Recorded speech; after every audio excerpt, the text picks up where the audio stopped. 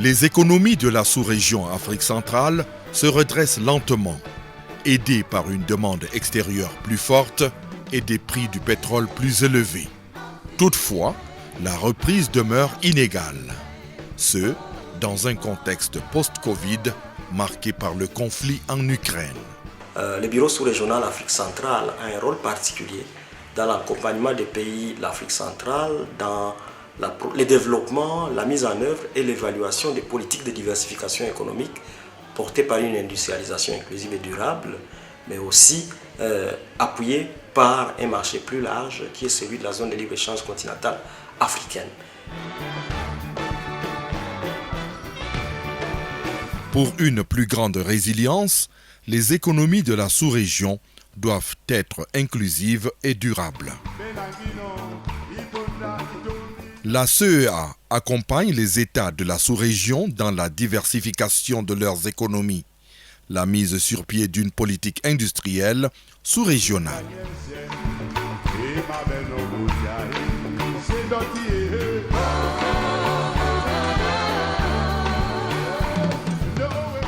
Le gouvernement de la RDC, conjointement avec le gouvernement de la Zambie, veut financer la fabrication des batteries électriques en vue de s'affranchir du modèle colonial, celui d'exporter les matières premières stratégiques.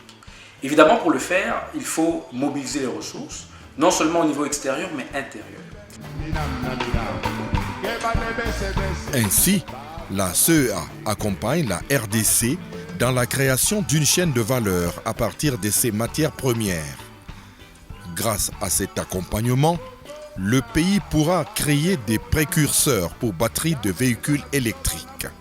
Et donc ainsi, avec l'appui de la Commission économique des Nations Unies pour l'Afrique, la stratégie est de créer ce qu'on appelle des véhicules financiers qui vont permettre de mobiliser cette épargne de grands agents économiques afin de la canaliser vers ce projet transformateur pour la RDC, pour l'Afrique centrale, mais aussi et surtout pour l'Afrique dans son ensemble.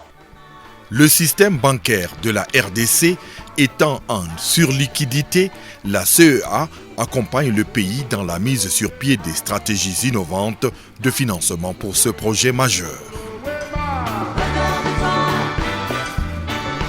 La République de Zambie et la République démocratique du Congo, qui détiennent environ 70% des réserves mondiales de cobalt, ont décidé d'harmoniser leurs politiques et stratégies de développement vis-à-vis du secteur minier et industriel. Les deux États ont salué l'engagement des partenaires techniques que sont la CEA et Afreximbank. Le financement des économies et de l'industrialisation passe nécessairement par un meilleur contrôle du potentiel de la sous-région dans le secteur des énergies renouvelables. La sous-région et les pays d'Afrique centrale ont d'énormes potentialités en énergie renouvelable. Elle a du mal à trouver des financements, elle a du mal à développer ces énergies renouvelables. Il existe plusieurs mécanismes actuellement que la sous-région et les pays de la sous-région pourraient utiliser afin de développer leurs énergies renouvelables pour financer leur industrialisation et leur diversification économique.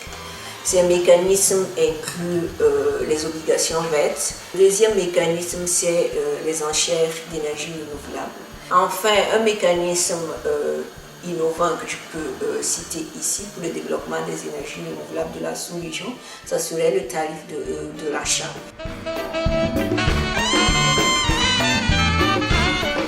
La CEA a organisé 2 dialogues, à savoir une conférence débat en présentiel avec les experts de la CEMAC et de la CEAC, une conférence débat en virtuel entre experts de la sous-région, des économistes des bureaux pays du PNUD, ainsi que d'autres spécialistes et invités.